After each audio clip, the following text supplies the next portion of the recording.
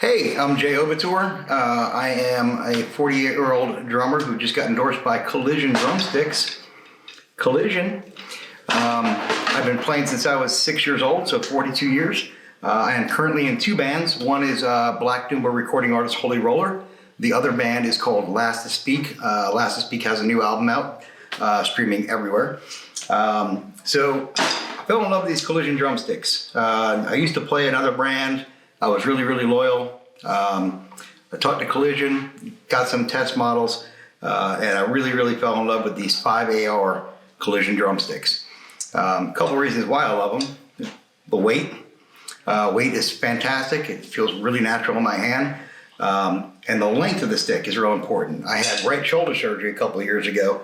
I don't have to reach as far. So it helps with my shoulder, keeping it in good health. And they're really durable. I've been playing on these for weeks, and as you can see, there is not much wear and tear. A couple of nicks, but not really.